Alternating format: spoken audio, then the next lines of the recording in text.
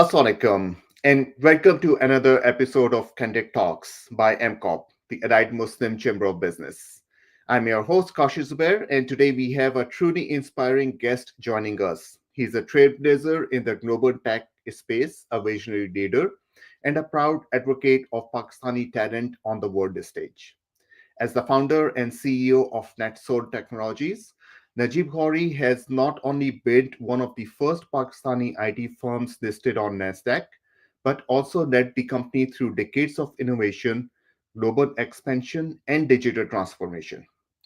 From driving forward AI adoption to investing in the future of mobility and fintech, Najeeb's journey is a masterclass in resilience, leadership, and purpose driven entrepreneurship. Today, we'll be diving into his story from humble beginnings to becoming a global business leader and exploring his insights on leadership, innovation, and what it takes to build a company that lasts. Welcome, Najib. Thank you very much, Kashif. Thank you for being here and talking to us about all of these areas that I just mentioned. Let's start with your beginning. How was the how can you describe your early life in Pakistan and how it shaped your worldview? Yes, so I grew up in Lahore, although I was born in Bahawalpur with my family, and my parents moved to Lahore early 60s. So I grew up there. I did my early education, like BA in FC College from Mhm, Lahore. And in 1977, I mean, it was a good, actually, growing up in a middle class family. My mhm, father, who passed away 2 years ago, was a very ambitious businessman, very determined, and he had seven sons. I'm the third one from the top. His mission was, Kashif, to really bring us to a suburban city from mhm, Bahawalpur to Lahore to give us better education. And he was, both my parents were very committed to give us opportunity, whatever it took. mhm, Education was the biggest priority in my home in mid to late 70s. And so they sent a lot of my brothers to London for higher studies, except me. They wanted me to go to UK too, but I was somehow quite determined to come to the US instead of UK. And I was the first one to do that. And my father and mother accepted that because they thought it was too far from Pakistan and go to London where you have a lot of brothers. I chose to come to US for a lot of good reasons, and I'm so glad I did that. So that's how we started from Lahore to LA, and then so much to share what mhm. happened in the last 40 plus years in the US. Okay. Was there any specific moment or mentor in Pakistan who inspired you to pursue and coming to the US?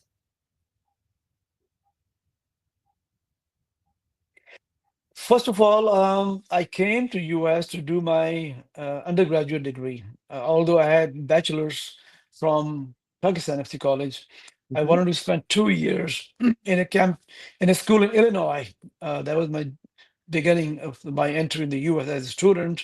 And then I decided to do my MBA in mhm, California in a Peter Drucker Business School, Claremont Graduate School. I was lucky to was understudy with the prominent professor and writer of many management science books in Claremont University. And I got to meet with him many times personally. So it was really inspiring to have such a caliber professor in our classes. So I did my MBA mhm, in 1981. I did okay with the B grade average. I was not the brightest student, but I mhm, worked hard. I wasn't as smart as you are, Kashif, but I worked very hard to make sure that I get through to the investment that my parents made to get an MBA. Now, that was the beginning of my life actually in the US and how it transformed my corporate career in the early few years, which was about 12 years in a oil company, quite frankly. uh-huh, Interestingly, from an oil company in a British Petroleum ARCO for 12 years, and then transitioned to and IT was a big jump, leap of faith, and then Mhm. going into unknown territory. But that's a story I'll continue to share with you how that happened. But Mhm. transitioning from a corporate career to an opportunity that knocked my door in 1997, 1996. Okay. And some VCs based in California, some American VCs, Mhm. and one of the Pakistani guys, three American guys, they wanted to look at to an opportunity to explore IT business in India. They had Okay. some investment. They came to me. I don't know how they found me, but they found me somehow. But that's a long story. I don't want to Mhm. take time on that discussion. They said, we want you to leave your job, which was a well-paying job for 11 years in an oil company, and work with them on some new idea, like a startup. Okay. Now, remember, I had no experience in an entrepreneur, you know, stint, you call it, or Mhm. working on a startup from a mega oil company to come to a startup with zero revenue and no Yeah. money, right? Mhm. So that was a stretch because it's and I realized thanks to my wife Aisha, who really inspired me to take that risk. Now, if you have your wife supporting you to take that risk, that means it means a lot to me. It meant a lot to me.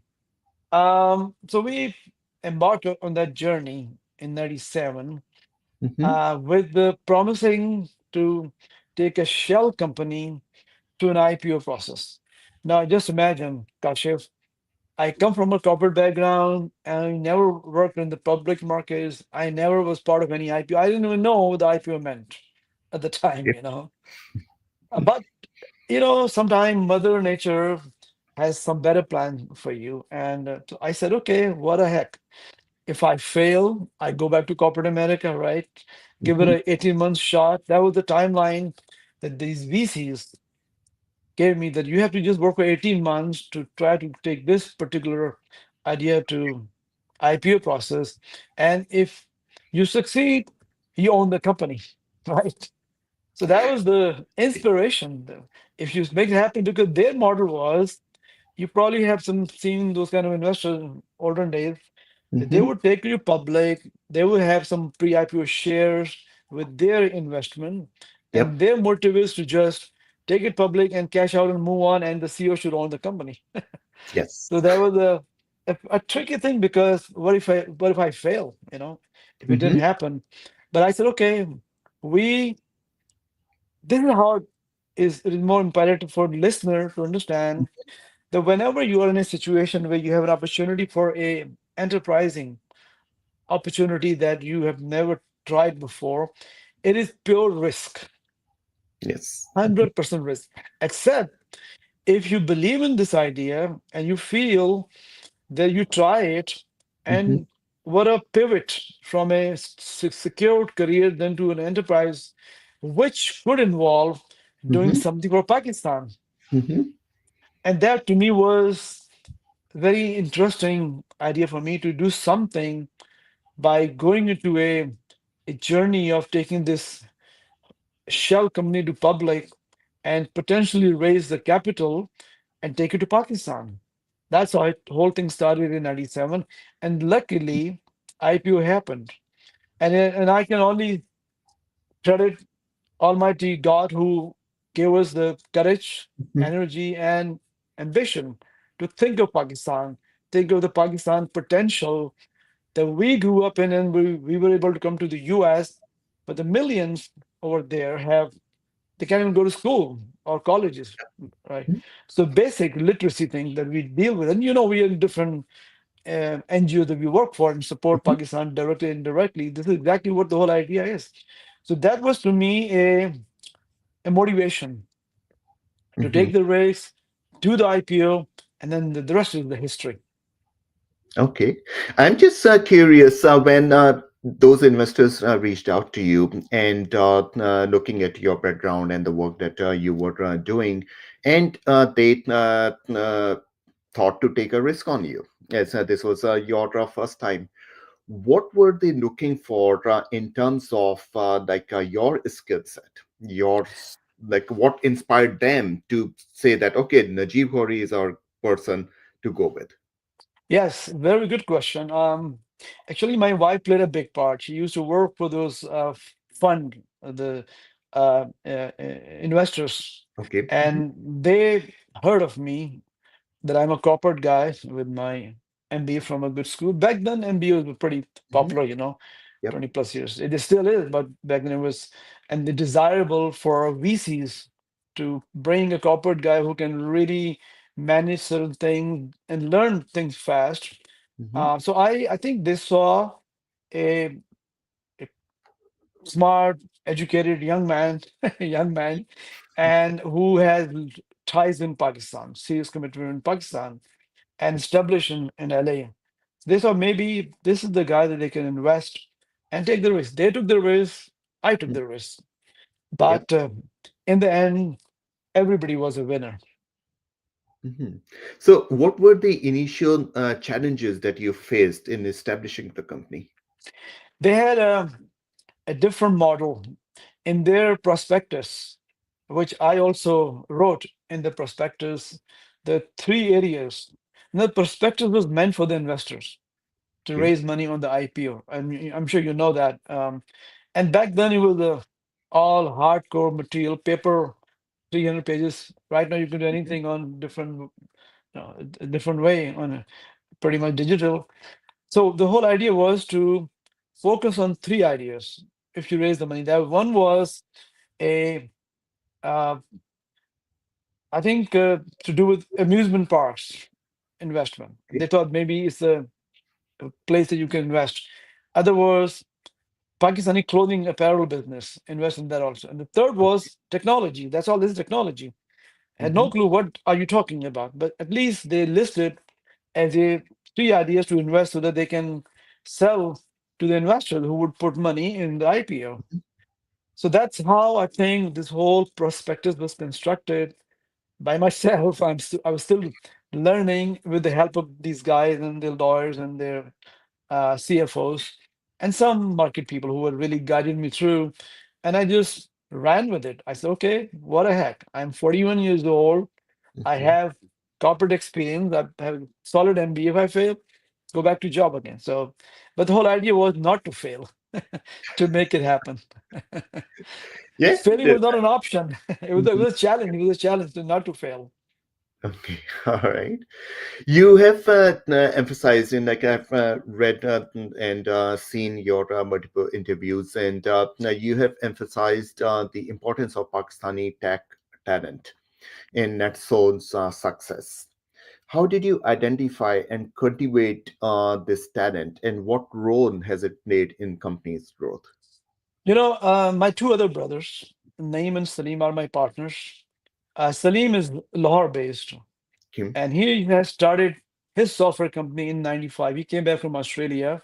So he Hmm. had a small operation of 10, 12 programmers. This is exactly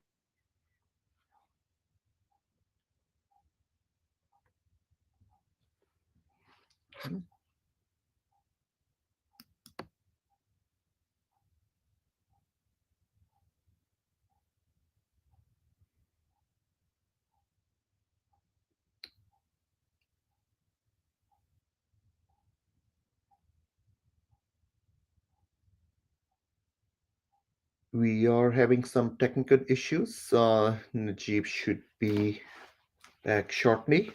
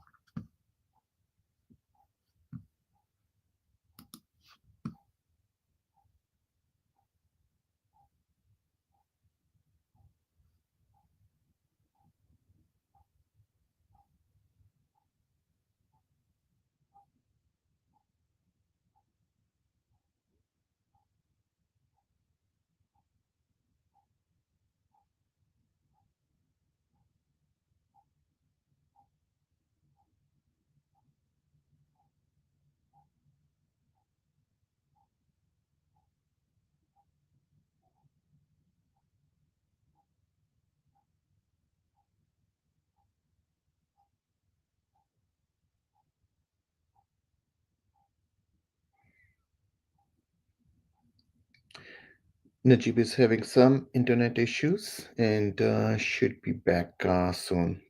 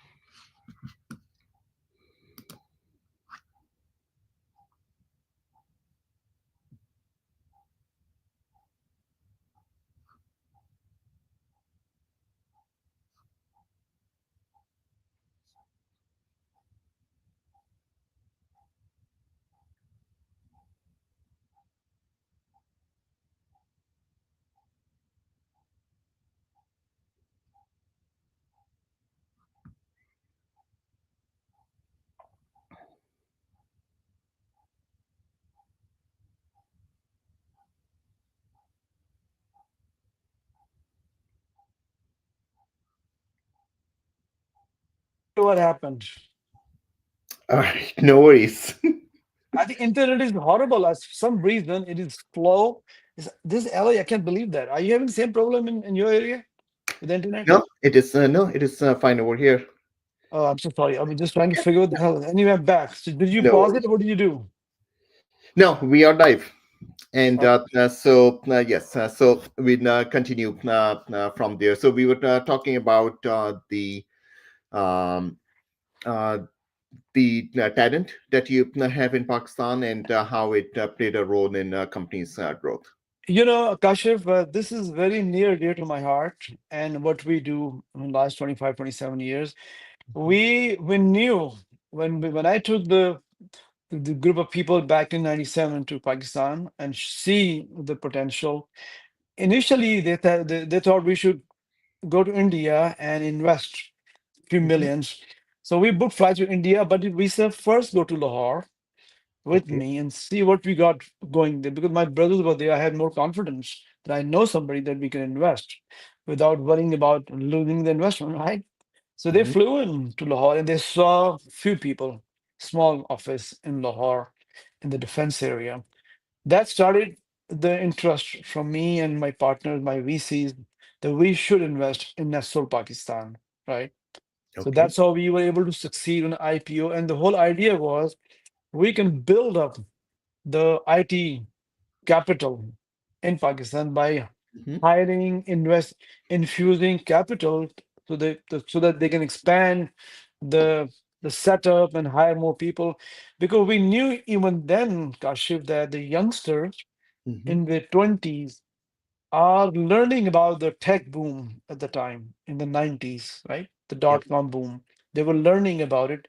Of course, it wasn't the time like today of internet and AI or the digital thing, but still dot-com, they had enough awareness that lots is happening in North America. I Okay. mean, we've seen that rise in 90s and how Mm. dot-com took off in the US and India and other parts. So we knew that youngsters are coming from colleges and institutes with their undergraduate degree, but Mhm. they don't have jobs. There are not enough jobs out there. They were hungry, they were fresh college graduates from, trust me, it doesn't have to be prominent university, it could be a school in Kashmir. We have some Mm. hires from Kashmir, they become asset to the company because if you have an undergraduate degree, you have the same capability, except you may lack opportunities, right? Yes. So we saw that, and so we started to invest in people by hiring. And hiring means if you have one customer, back then we only had one customer, that we can show the capabilities to our prominent blue chip customers in Europe, especially, and Mhm. in Asia, China, including China, that we have the back office building, we growing up invested by the US company. That we injecting capital, we hiring new talent, we training them, different skill sets, programmers, developers, software engineers, and so forth. Mhm.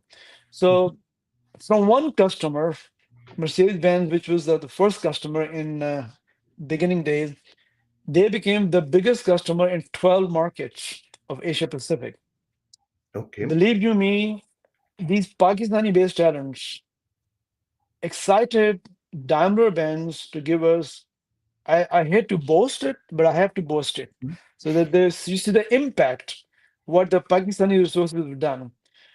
Mercedes-Benz was our customer for 12, 13 years, and Mhm. we launched the next generation product about 10 years ago, which was from legacy to a next platform, right? From Power Okay. Builder to .com platform, .net platform.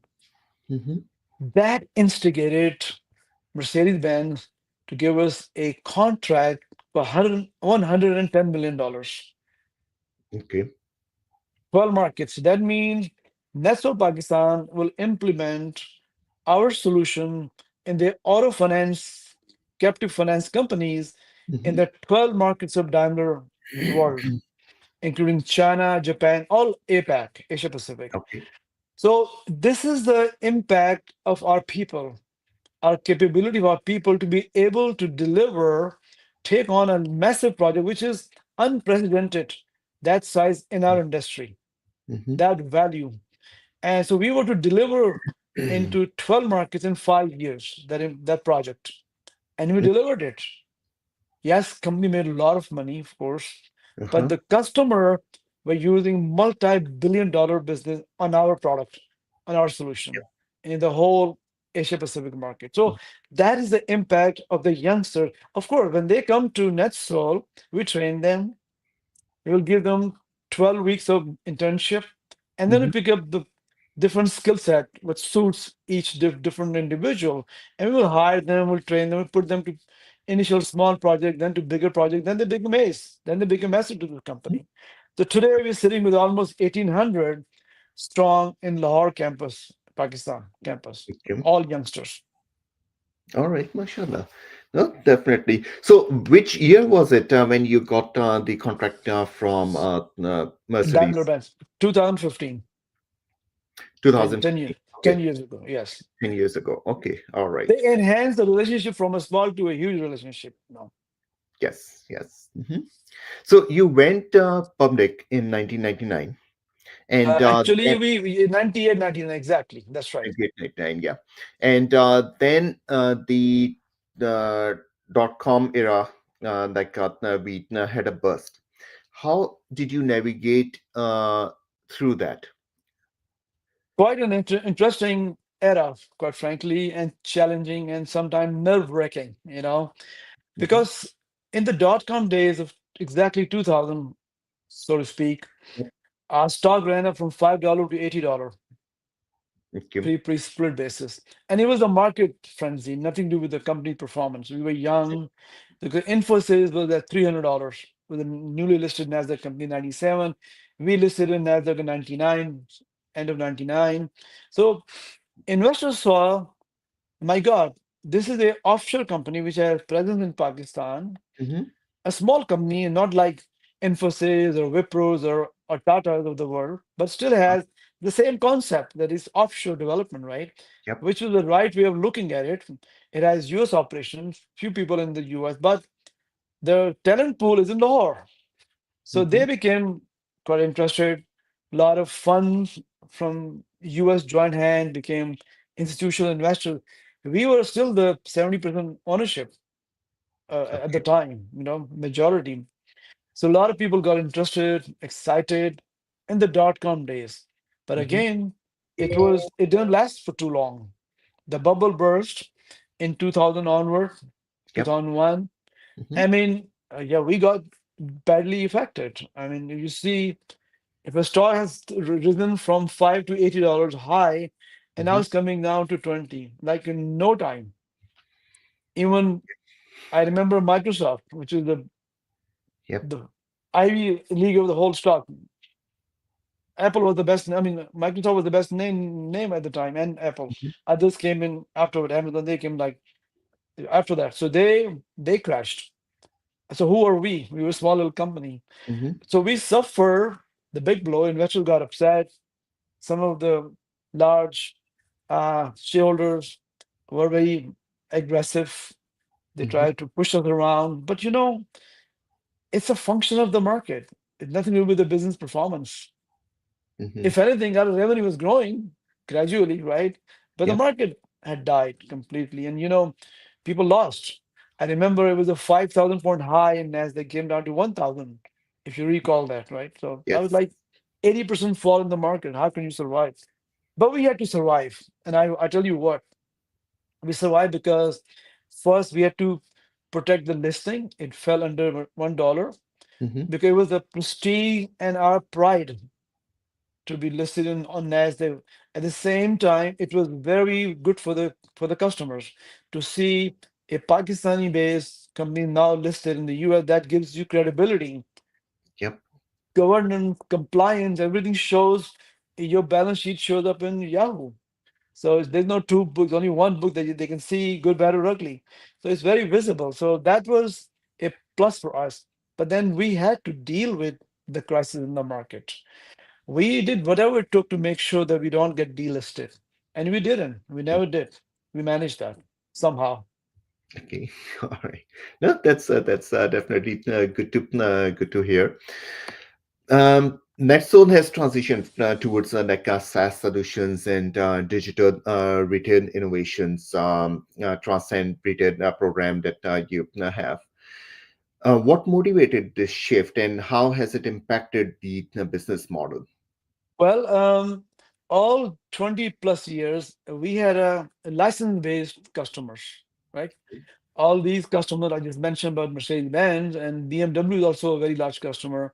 They Mhm. would pay fortune for a license. I mean, I just gave you an example of Mercedes-Benz. Back then, big captive finance companies were not digital yet, Mhm. purely licensed, old-fashioned license deals. So it happened for 20 years, and then last 10 years, we had to grow our business beyond the big finance companies or auto finance companies like Mercedes, BMW, or Fiat, or Toyota. To do that, we thought SaaS was a good idea, right? Okay. Because SaaS was new in the industry. Mhm. License was a typical thing for decades. So Mhm. SaaS would give you more penetration in the market.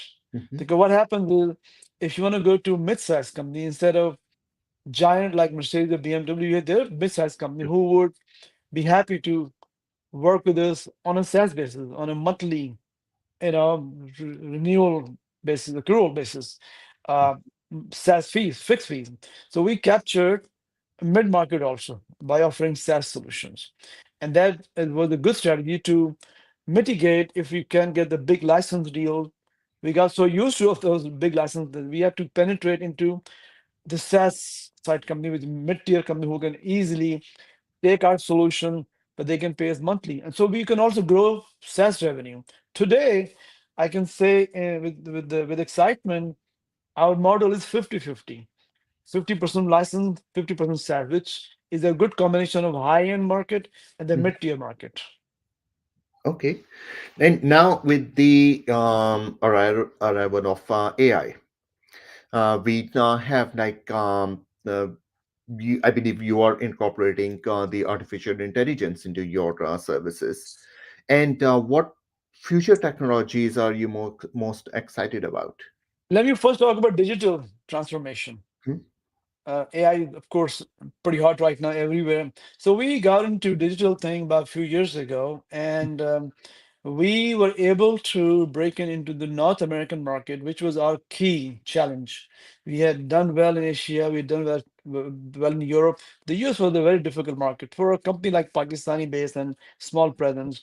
So we found the retail. BMW had a Mini Anywhere brand that they owned. We were able to break into 60 plus dealership in North America by offering a custom-made solution for the dealerships. There was an entry in the US, and then it evolved into BMW, which we announced in the US market. The BMW USA gave us a project for 350 all US-based dealerships for BMW to put our solution, our product. So that was the entry into the retail digital platform to be Okay. able to have dealership using our platform, which is way different than the licensed customer that we've been talking about, right? This Hmm. is a digital retail platform, and it did very well for us. We made a lot of money, good revenue in the US, especially, and solid customer base. So that is a good transition from not transition, but back to back digital transitions, where we can really see the benefit of revenue and a US presence. Pretty interesting. And then we also were able to set up an office in Austin because of the change in the US business model. So we set up an office in Austin, Texas 2 years ago, which is really helping us company to grow the US business by having a local team.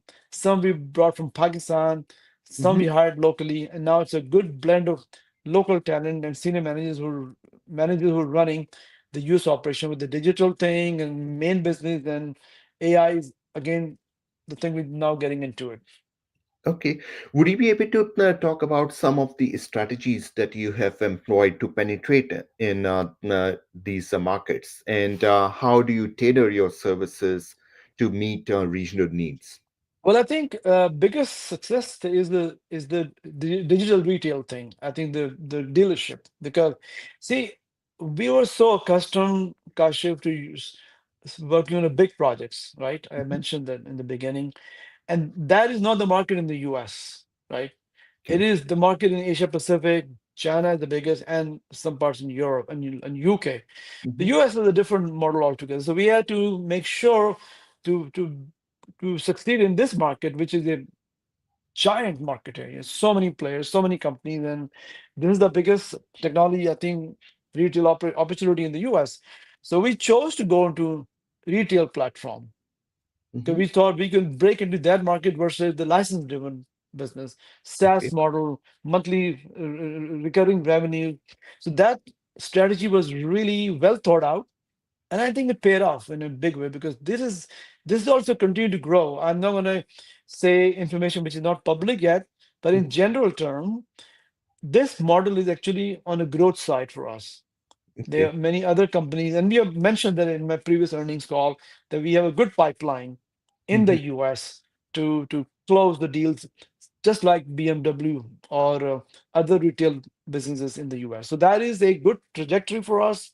It Hmm. is a good direction for a company to grow in the retail side in the US, and because it is a huge market of thousands of different dealers of different brands, so yet to be tapped, which we will win some of them. Okay. All right. Let's talk about your leadership. What principles guide you? Look, discipline is really one thing that I personally have been accustomed to. Of course, I have got good academic background. I become more methodical in structure to follow the rules, follow the laws, follow some etiquettes in the business. Um, Never let down your customer. When you make a commitment, you Hmm. make sure we come through. And this is across the board. All my partners, Salim and name everyone, understand that. One thing, the strongest, I think, success factor in our space is that we never fail the implementation. And in our, because it's a project driven business, it's not like off the shelf, right? Yep. You develop a system, takes years, customer will spend tens of millions of dollars. We make sure we don't fail them. Hmm. If we fail them, we fail ourselves. So, and it is across the company the same principle, same approach that we, in the beginning days, we even lost money to make sure that we make the delivery, so that Hmm. we make the credibility and confidence for the future. So that is the biggest, I think, discipline we have in this company. That when we take on project for multi-million dollar, we must deliver. Yes, there could be extension because customer do add thing all the time, Hmm. which is fine. But we make sure that we go live, customer is happy, and then they bring more business to us. Once you go live successfully, they'll bring more opportunities. Okay. And how do you foster this um, culture company wide? Because Well, you I have think offices in like different regions, different people not working. You have you mentioned about 1,800 employees that you have. So how do you ensure, as the CEO, as the leader of the organization, that everybody in the organization understands this? actually I've got the easiest job. I've got great people. All over. Each subsidiary has a head, president or COO in all 10 countries. And then we have amazing teams, senior management, middle management, and then, of course, the biggest of them all in Lahore. I don't know Mhm. if you've been to Lahore campus, but one day you go there, I'll make sure you visit Yes, there. enough. You'll be really inspired to see it's a 10-acre property and amazing people. It's the energy and the drive you see or the youngster because when they come to NetSol, they come for a long-term career, right? Hmm. Sometimes youngster female get married, they move on, but the youngsters, in most cases, they enjoy their career with NetSol because they know there's a direction, there's a future out there as the company continues to grow, and we rather develop, train our own people for the senior position in the company than to just keep bringing new trained managers from outside. Hmm. So these people know that there's a future. We've been around 28 years. We've been listed for so many years. We have great customer list. We have great teams all over the world. So everyone is motivated to follow others. There's a common, I think, discipline. There's common good practices. We inspire them. Our direct reports work with their team quite effectively, and their job is to address the issue and problem to make sure one, our employees are happy, Hmm. b, our customers are happy. And if the employees are happy, the customers are happy, it's a win-win strategy. There's no other formula. It's a very simple formula.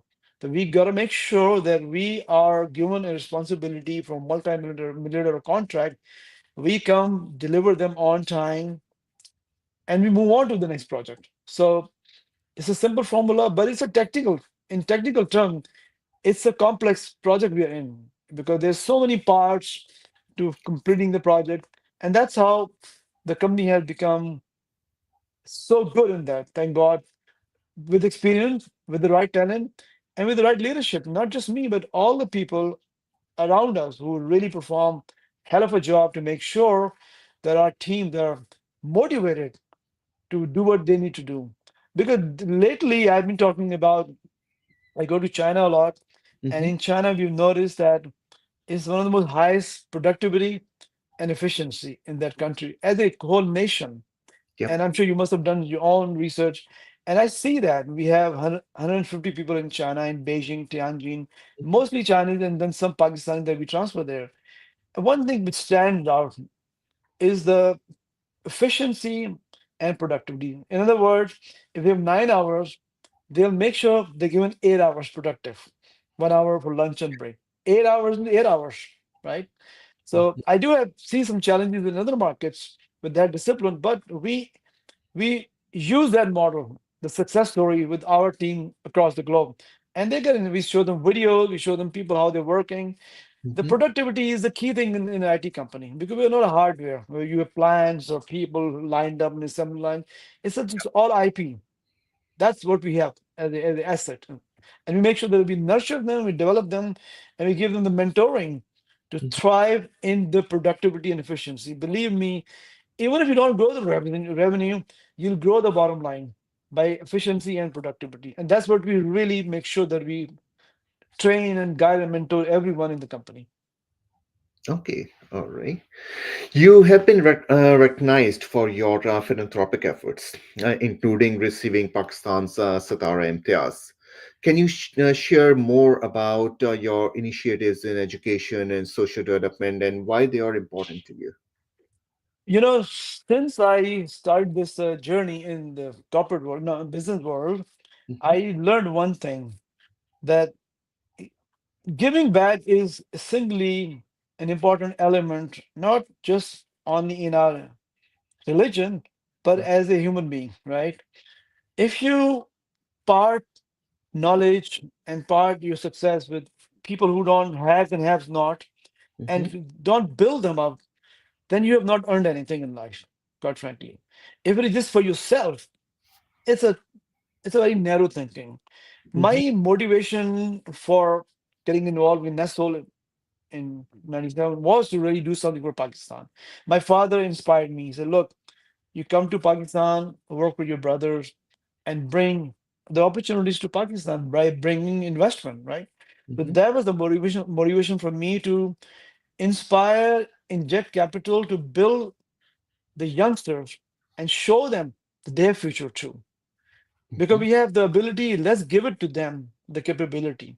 So philanthropic is, to me, it's really important because why not? If you have the desire and have the ability, share Mhm. in from the building schools, helping in. I'm a big, you know, supporter of FC College. I have Okay. endowment program that I've been started a couple of years ago. Many schools, because not just giving them money, but giving them the direction. We go to school like Dill, you know the Dill school, right? Yep. I'm very intimately involved in Dill school, from day one with Fiza Shah and her team, and other schools in Pakistan. So they need our resources, they need our capital, they need our support. To look, Pakistan has way below our neighbor in terms of education in the high school level, or it's middle school level, right? It's a very, they're very, in the literacy, we're way behind. We need to do lot more. It's never enough, but at least if you're making contribution in building school or helping school, free schooling for people who cannot afford to go to school otherwise, Mhm. that to me is the biggest contribution you can make to the society, because education will, look, you and I, because of education, you and I talking, Yep. right, we can speak, we know. So they need the same.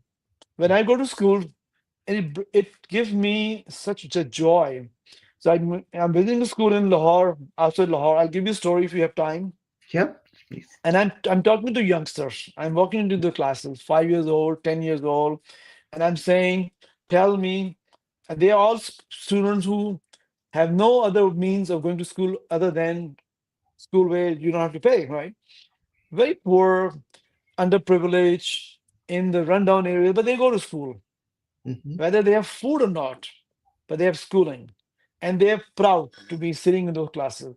So if I'm talking to somebody, some young girl, their inspiration, and I ask them, what do you want to become? Somebody will say, I want to be a police officer. I want to be a lawyer or a doctor or even a teacher in the same school. They have those aspirations, provided they get the education themselves. Yep. So it gives me a joy to see that there is potential in Pakistan if we don't participate. If we feel that there's a need, then we have to make sure that you put your money as much as you can, not Uh-huh. as a charity, but as an investment in the youngsters, their future. To me, that is an investment, because if they grow, one child becomes educated from metric to college, you know what impact he or she can bring in their own family Yep. Of in course. in a developing economy like Pakistan. So I think it's a role for all of our diaspora, I feel. And I Mhm. say that too in different forums to inspire them. Look, more than money, your time is important. To go visit to those schools and colleges and see what difference you can make. And look, the dollar is worth 280 rupees. Look at Mm. the power of dollar, right? It's a lot of money in Pakistan. So your little investment, directly or indirectly, in schools, in colleges. I mean, I was surprised, Kashif, when I don't want to brag it, but my endowment created 4 scholarships for 4 years in Mhm. FC College. Otherwise, they're bright students, but they can't afford to go to private colleges Yep. unless people like us come in and help them out. And if a four of them get scholarship, look at the impact they're going to make in the society. Mhm. It's just it's very visible. So that's what my passion is, to make sure that we leverage our capability to give the somebody gave us opportunity, Mm-hmm. right? Somebody offered us jobs, somebody invested in money in our businesses. They saw Yes. some potential. In our case, we're talking about at the grassroots level. Mm-hmm. Give them education that they deserve. And 90% of the people who can go to school, they want to go to school. They're hungry to get educated. Yes. No, that's phenomenal. The work that you are doing on the philanthropic side. Uh, how was the moment when you received Satara Imtiaz, which is the highest acknowledgement from the government of Pakistan? You know, it was amazing. Actually, I never imagined that Sitar Imtiaz is given to diasporas for some reason, right? Mhm. So, ambassador called me, Hassan Majid Khan Saab back then, and he said, "We're nominating you." And I asked why. I was, well, you've done some good work.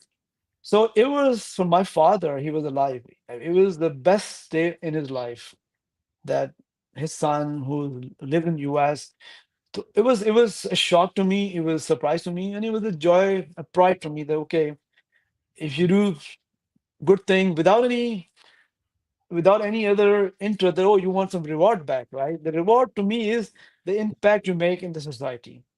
This was a totally unexpected, and I was proud that Pakistan recognized me as the overseas Pakistani and showed us the respect and love that look, and no one can plan these things. Or I mean, you can plan to go to college and get a degree, but you Yep. can't plan for a Siddharam Tyas, right? It just happened. It just happened. If somebody sees something that you're doing different or making impact, to me, it was a vote of confidence that we're doing something good for the country, and we need to continue to on that journey. You cannot imagine the impact you can make. Honestly, Kashif, sometimes I get very emotional, and I even when I see 500 students that you are helping get Mm-hmm. education, that you've done it all.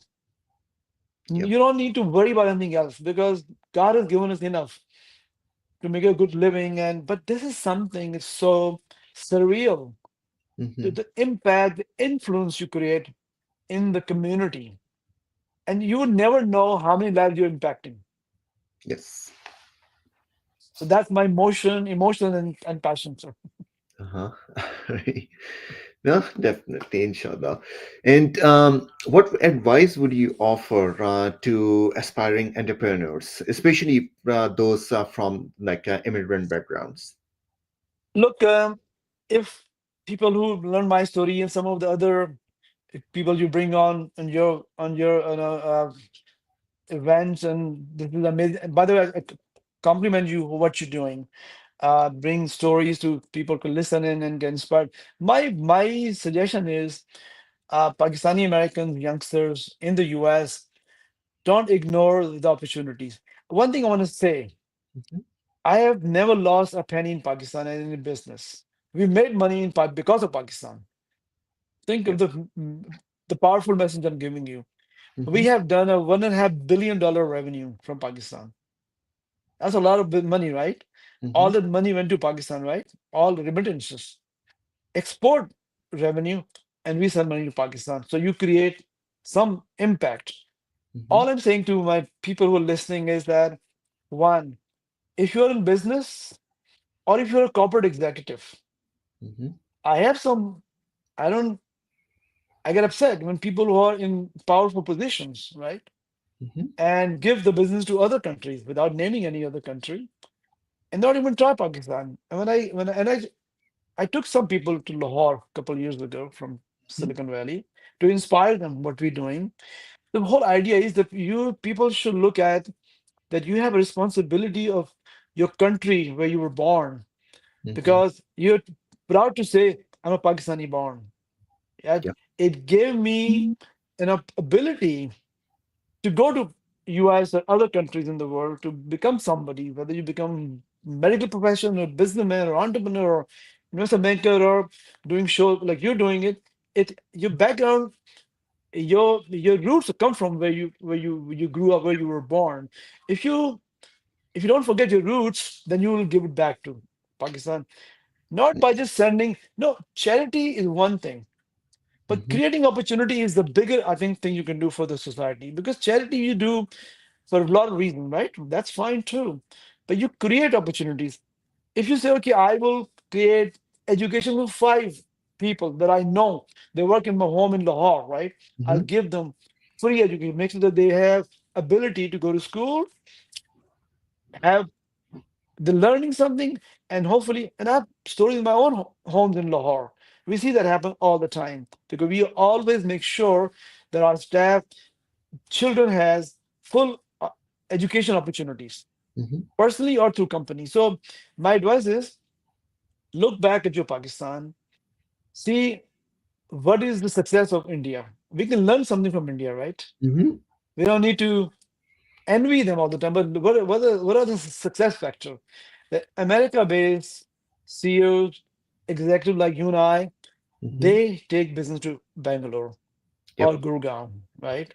Mhm. And I know some people who do the same thing with Pakistan. I'm not Mhm. going to name here, but I don't like it. It's they need to really decide you have the same talent. You could trust them, yeah. If you have customer like Daimler or BMW for last 30 years, never fail them, then you can trust the Pakistani talent.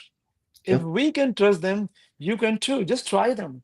And there's some people in this group who are inspired Mhm. and they followed us and they built their setup in Lahore and they're very happy. One of the guy, he was working with me. He did the same thing. And I'm so pleased he did that. He got 40, 50 people working in Lahore right now, and he's very happy. Because if you create a structure, hire local people, Mhm. you basically spending 30 cents to a dollar in the cost arbitrage. Okay. Same talent will cost you a dollar, but same talent will cost you in the US. But in the Pakistan cost you 30 cents to a dollar. In Mhm. China, it'll cost you 50 cents to a dollar. So Mhm. why not explore that? Learn. And you know something? You can find ways to set up your companies very quickly. They have done a lot of good things in the current government. We Mhm. go to different forums and they try to make it ease of doing business, you know. It's a amazing sense of satisfaction and gratification that your money is going to Pakistan. Yes. Mhm. And yes, So you are definitely making a real difference in the lives of hundreds and thousands of people. Um, absolutely. And that's to me is the biggest thing you've done in life, achieve something good. Because you're not thinking about yourself, you're thinking about others. And it's our moral duty, it is our social responsibility to make sure that we help. And if you've forgotten them, then I think, what can I say? I think yeah. most of the people are giving that I know of. I think they're really giving people in some way. But look at the talent pool, which is second to none. And we have 3 PhDs in AI in Pakistan, right? Mm. 3 PhDs. Two of them went to MIT and came to Pakistan. So they came to Pakistan for the labor of love, for their own Pakistan, give it back to them and give the same opportunity to others and train them. So there are many stories who came from UK and US and moved to Pakistan, or even set up their business and they run from overseas the way I do and my brothers do it. So last thing I want to say that our success is our own family values. My brothers, our parents instilled in us. We work together as a team and make it different in the whole globe. So I'm not alone. My brothers, my other brothers, my nephews, we all together as a team. My son, both sons in the company, they both are Ivy League.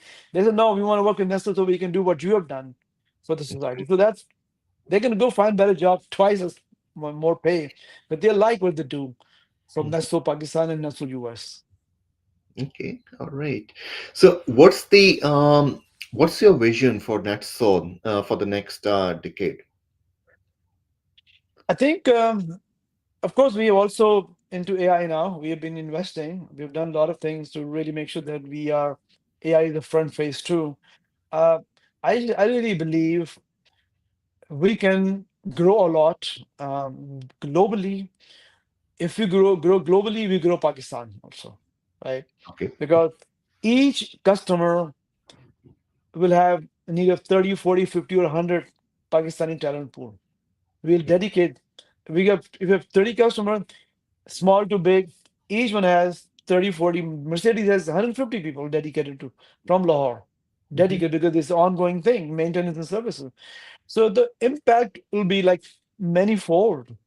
If we become a, let's say, right now we're talking about 70 million revenue. If we double the revenue in 3 years, which I think we can, we Mhm. have all the, I think, direction and clarity in our vision that we can execute to double the revenue in 3 years' time. Mhm. Impact in Pakistan will be much greater. You will create more opportunities, because each time you bring a new customer, you may Mhm. have to hire more people in Yep. Lahore develop because this is a product. This is not just any services. This is a technology-based business we have, Mhm. pure product. And product training is different than, let's say, call center or other things. But this is product based. And for that, you need to bring somebody from 4 years background and train them on campus, and then they become valuable asset to company. So we feel we will double the revenue in 3 years' time. Mhm. 10 years is too long to go. Um, we look for joint ventures all the time. We look for alliances. We look for partnerships. But more importantly, we're building the US business purely from the customer's point of view, because these customers can trust and Mhm. count on our ability to deliver the product solution on time, on budget. All right. Fabulous.